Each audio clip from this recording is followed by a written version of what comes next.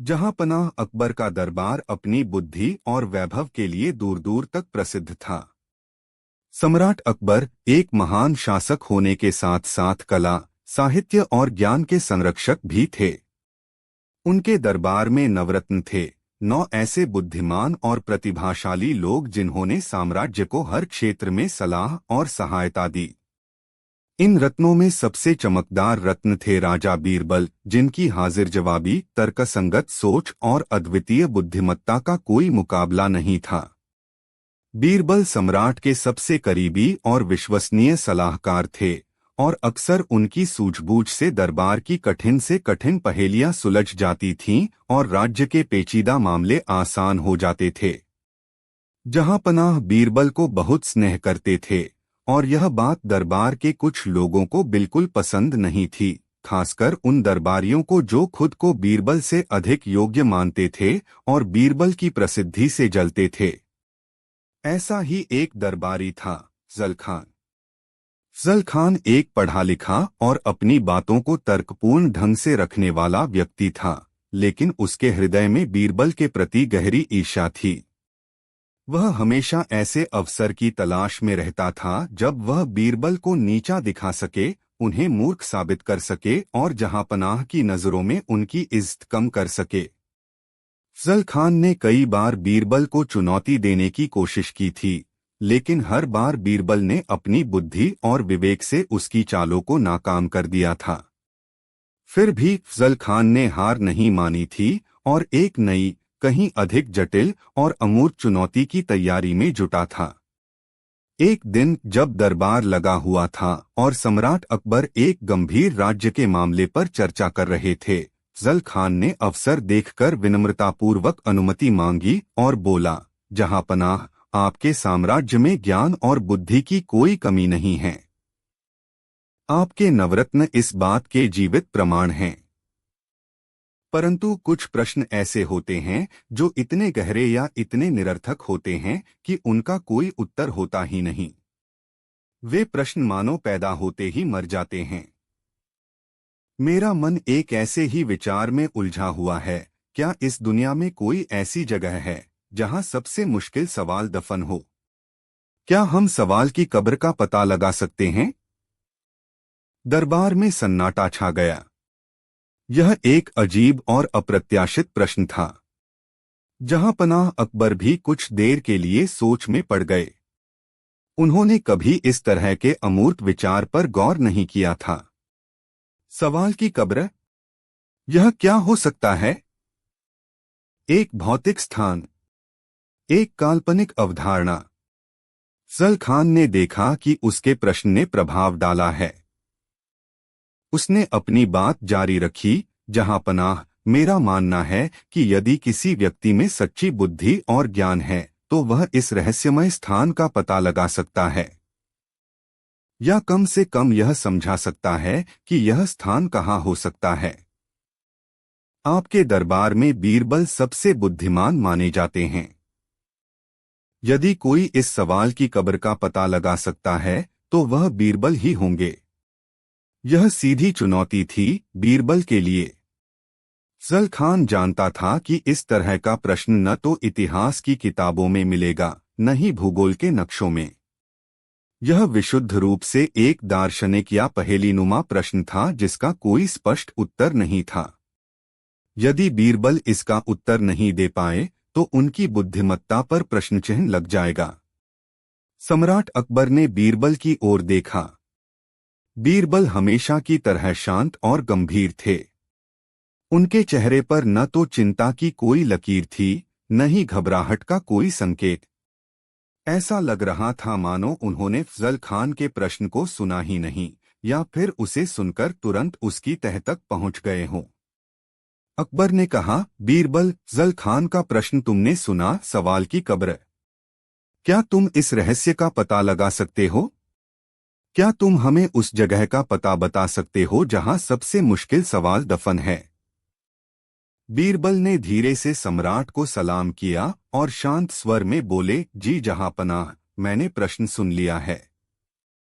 यह प्रश्न जितना सरल लगता है उतना है नहीं, और जितना मुश्किल लगता है शायद उतना है भी नहीं। सवाल की कब्र एक ऐसी जगह है जिसे खोजने के लिए पैरों से चलने की नहीं, बल्कि बुद्धि के घोड़े दौड़ाने की आवश्यकता है। मैं इस रहस्य का पता लगाने का प्रयास करूंगा। अफजल खान तुरंत बोल पड़ा, सिर्फ प्रयास नहीं बीरबल। यदि तुम वास्तव में इतने बुद्धिमान हो जितने कहे जाते हो, तो तुम्हें इसका निश्चित पता लगाना होगा, वरना यह साबित हो जाएगा कि तुम्हारी बुद्धिमत्ता केवल आसान सवालों और चालाक जवाबों तक सीमित है। अफजल खान के स्वर में चुनौती और व्यंग्य स्पष्ट था। सम्राट अकबर ने कहा, बीरबल, अफजल खान सही कह रहा है। यह प्रश्न तुम्हारी बुद्धि की असली परीक्षा है। मैं तुम्हें 1 महीने का समय देता हूं। इस अवधि के भीतर तुम्हें सवाल की कब्र का पता लगाना होगा और दरबार में आकर मुझे बताना होगा कि वह कहाँ है। यदि तुम ऐसा करने में असफल रहे तो अकबर रुके, उनकी आवाज गंभीर हो गई, तो तुम्हें 1 वर्ष के लिए दरबार से निष्कासित कर दिया जाएगा। बीरबल ने सम्राट के आदेश को सिर झुकाकर स्वीकार किया। 1 वर्ष का निष्कासन बहुत बड़ी सजा थी। इसका मतलब था अधिकार का नुकसान, सम्मान का नुकसान और सम्राट के विश्वास का टूटना। अफजल खान के चेहरे पर विजय मुस्कान तैर गई। उसे यकीन था कि बीरबल इस बार फंस गए हैं। सवाल की कब्र कोई भौतिक स्थान नहीं हो सकता, और एक अमूर्त अवधारणा को भौतिक रूप में कैसे प्रस्तुत किया जा सकता है। बीरबल ने अगले दिन से ही अपने मिशन की शुरुआत कर दी। उन्होंने किसी जल्दबाजी या घबराहट का प्रदर्शन नहीं किया।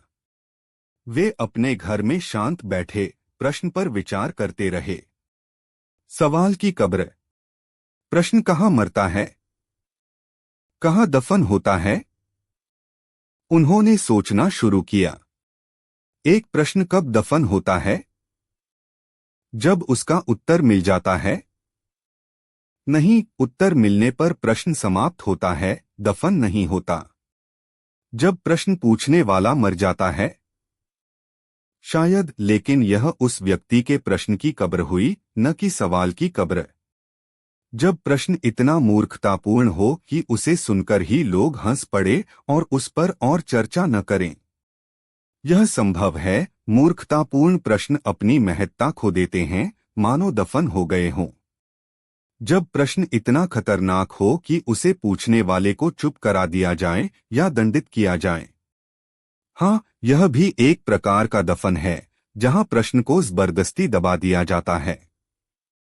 जब प्रश्न पूछने वाला ही अपने प्रश्न का उत्तर सुनकर पछताए या उसकी आशा के विपरीत परिणाम निकले। यह सबसे दिलचस्प संभावना थी। यदि प्रश्न पूछना ही पूछने वाले के लिए हानिकारक साबित हो तो वह प्रश्न तुरंत ही दफन हो जाता है। पूछने वाला उसे भूल जाना चाहता है, मानो वह कभी पूछा ही न गया हो। बीरबल ने इस अंतिम संभावना पर ध्यान केंद्रित किया। सवाल की कब्र वह स्थान नहीं, बल्कि वह स्थिति है जहां प्रश्न अपने जन्मदाता के लिए ही घातक सिद्ध हो जाता है। जहां प्रश्न पूछने वाला यह इच्छा करने लगता है कि काश उसने वह प्रश्न पूछा ही न होता। ऐसी स्थिति कहां उत्पन्न हो सकती है? बीरबल ने दरबार से बाहर निकलकर शहर का दौरा शुरू किया। उन्होंने भेष बदला और आम लोगों के बीच घूमने लगे। वे बाजार गए, जहां व्यापारी तरह तरह के सवाल पूछ रहे थे, माल के दाम, ग्राहकों की पसंद, मौसम का हाल।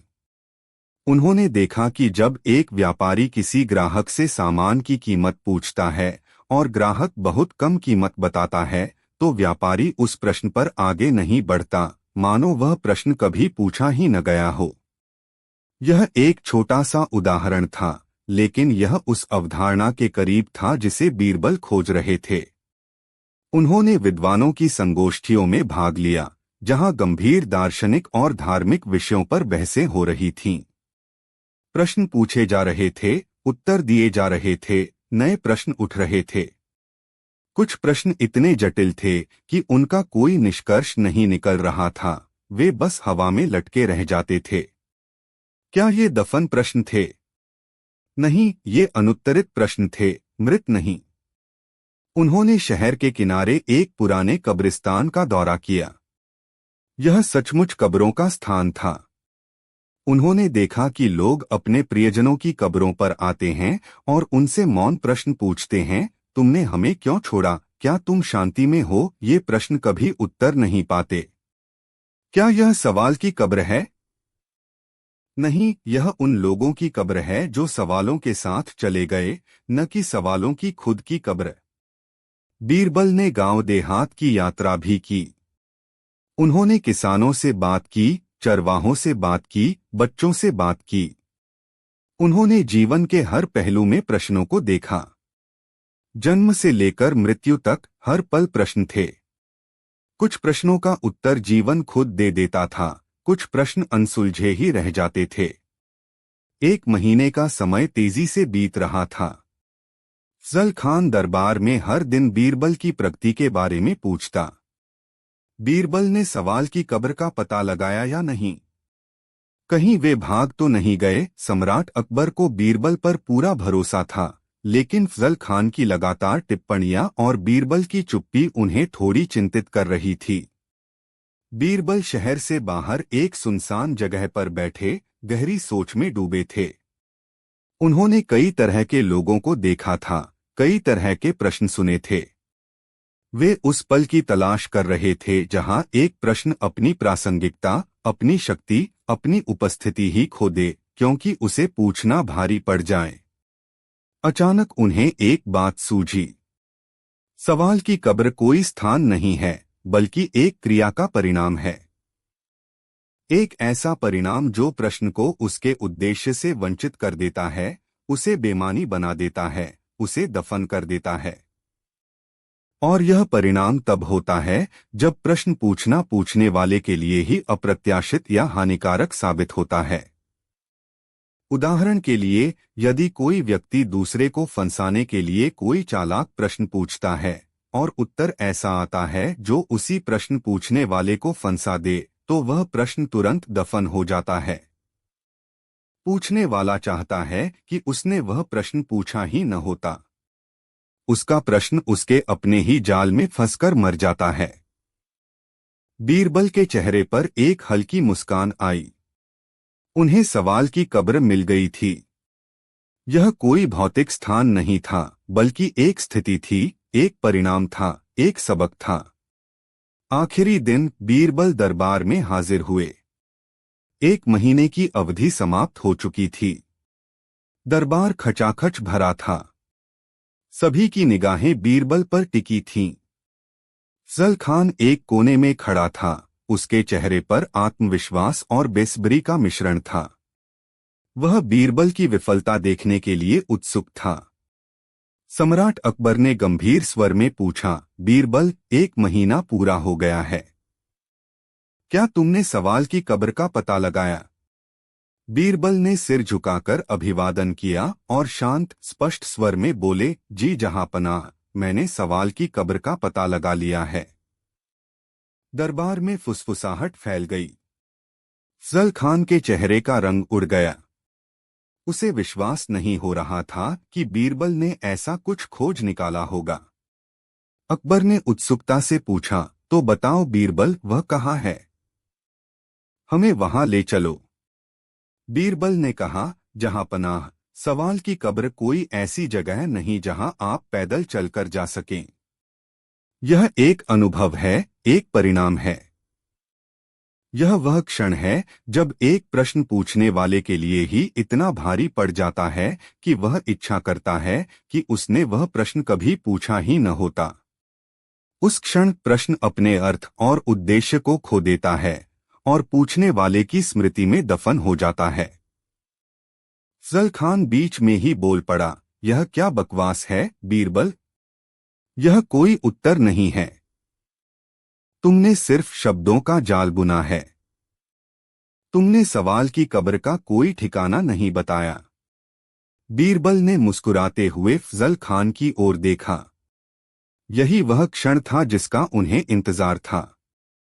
उन्होंने कहा, धैर्य रखें अफजल खान साहब। मैं आपको और पूरे दरबार को सवाल की कब्र का सीधा दर्शन कराऊंगा। और सबसे बड़ी बात यह है कि इसका दर्शन आपको खुद करना पड़ेगा। बीरबल सम्राट की ओर मुड़े और बोले, जहां पनाह, सवाल की कब्र को दिखाने के लिए मुझे दरबार के ही किसी ऐसे सदस्य की आवश्यकता होगी जो एक प्रश्न पूछे। लेकिन यह कोई साधारण प्रश्न नहीं होना चाहिए। यह एक ऐसा प्रश्न होना चाहिए जिसका उत्तर या जिसका परिणाम स्वयं प्रश्न पूछने वाले के लिए ही असहज, हानिकारक या पछतावे का कारण बने। क्या दरबार में कोई इतना साहसी है जो ऐसा प्रश्न पूछने का साहस करे? दरबार में फिर सन्नाटा छा गया। हर कोई सोच रहा था कि बीरबल क्या करने वाले हैं। ऐसा प्रश्न कौन पूछेगा जिसका परिणाम स्वयं उसके लिए बुरा हो? अफजल खान अपनी ईर्ष्या और बीरबल को झूठा साबित करने की तीव्र इच्छा से प्रेरित होकर तुरंत आगे आया। उसे लगा कि बीरबल केवल चाल चल रहा है और वह इस चाल को बेनकाब कर देगा। उसने सोचा कि वह कोई ऐसा प्रश्न पूछेगा जो बीरबल को जवाब देने में मुश्किल हो, लेकिन उसके लिए हानिकारक न हो। अफजल खान ने अहंकारी स्वर में कहा, मैं पूछता हूं। मैं इतना साहसी हूं। तुम क्या दिखाना चाहते हो बीरबल? दिखाओ। बीरबल ने अफजल खान की ओर देखा, उनकी आंखों में हल्की सी चमक थी। उन्होंने कहा, बहुत खूब अफजल खान साहब। अब आप ध्यान से सुनिए। मैं सवाल की कब्र दिखाने वाला हूं और यह आपके ही प्रश्न के माध्यम से दिखेगी। पूछिए अपना प्रश्न। अफजल खान ने कुछ देर सोचा। वह बीरबल को फंसाना चाहता था। उसने सोचा कि वह बीरबल की बुद्धिमत्ता पर ही सवाल उठाता है। उसने व्यंग्यपूर्वक कहा, मेरा प्रश्न यह है, क्या दरबार में ऐसा कोई है, सिवाय जहांपनाह के, जिसकी बुद्धि इतनी महान हो कि वह कभी कोई मूर्खतापूर्ण बात न करे? जैसे ही अफजल खान ने यह प्रश्न पूछा, बीरबल ने तुरंत जवाब दिया, धन्यवाद अफजल खान साहब। आपने अभी अभी सवाल की कब्र का निर्माण किया है और स्वयं उसमें अपने प्रश्न को दफन कर दिया है। अफजल खान हैरान रह गया। क्या मतलब? उसने पूछा। बीर ने calmly explained, your question was, is there anyone in this court besides Jahanpanah, whose intelligence is so great that they never say anything foolish? By asking this question immediately after I explained that the grave of the question is where a question harms the asker, you have demonstrated precisely that concept. Your question was intended to be a subtle jab at my intelligence, implying that such a person, like me, does not exist or is rare, thus proving your own cleverness or superiority. However, the mere act of asking such a potentially provocative and self-serving question in this context, right after being challenged to ask a question that would lead to your own discomfort or regret, reveals your own underlying motive, jealousy, and a desire to undermine me. This revelation of your own less than noble intentions, brought about by your own question, is uncomfortable and regrettable for you. Your question, intended to elevate yourself or lower me, has instead exposed your own character flaws. Therefore, your question has died the death of self-incrimination. It is buried by the weight of its own revealing consequence. This, Jahanpanah, is the grave of the question, the state where a question, once asked, causes immediate regret or harm to the asker, effectively burying the question's original purpose and making the asker wish they had never uttered it. Birbal की व्याख्या सुनकर दरबार में बैठे सभी दरबारी चकित रह गए। अफजल खान का मुंह खुला का खुला रह गया। वह अपनी ही बुनी हुई चाल में फंस गया था। उसका प्रश्न, जो बीरबल को नीचा दिखाने के लिए था, उसने स्वयं उसकी ईर्ष्या और दुर्भावना को उजागर कर दिया था। उसने जो प्रश्न पूछा था, उसे पूछने के कारण उसे भरी सभा में शर्मिंदगी और पछतावा महसूस हुआ। उसका प्रश्न सचमुच दफन हो गया था, क्योंकि उसे पूछने का परिणाम उसके लिए अत्यंत प्रतिकूल था। सम्राट अकबर पहले तो अवाक रह गए, फिर उनकी आंखों में चमक आ गई। उन्होंने बीरबल के तर्क को समझा और उनकी बुद्धिमत्ता पर एक बार फिर मुग्ध हो गए। उन्होंने जोरदार ठहाका लगाया, वाह बीरबल, वाह! अकबर ने कहा, तुमने कमाल कर दिया। सवाल की कब्र कोई जगह नहीं, बल्कि एक स्थिति है। एक ऐसी स्थिति जहां प्रश्न पूछना पूछने वाले के लिए ही हानिकारक सिद्ध होता है। तुमने न केवल प्रश्न का उत्तर दिया, बल्कि फजल खान के ही प्रश्न से उसे साबित भी कर दिया। अकबर ने फजल खान की ओर देखा, जो शर्म से लाल हो रहा था। फजल खान, अकबर ने कहा, तुम्हारी ईर्ष्या ने तुम्हें बीरबल की असली बुद्धिमत्ता का दर्शन करा दिया। बीरबल ने सही कहा, तुम्हारा प्रश्न तुम्हारी ही दुर्भावना की कब्र बन गया। फजल खान के पास कहने को कुछ नहीं था। उसकी सारी हैकड़ी निकल गई थी। उसने बीरबल को फंसाने की कोशिश की थी, लेकिन खुद ही फंस गया था। सम्राट अकबर ने बीरबल की बहुत प्रशंसा की और उन्हें उदारतापूर्वक पुरस्कृत किया। उन्होंने कहा कि बीरबल ने एक बार फिर साबित कर दिया है कि सच्ची बुद्धि केवल ज्ञान इकट्ठा करने में नहीं, बल्कि जीवन के अनुभवों और परिस्थितियों को समझने और उनका सही अर्थ निकालने में है।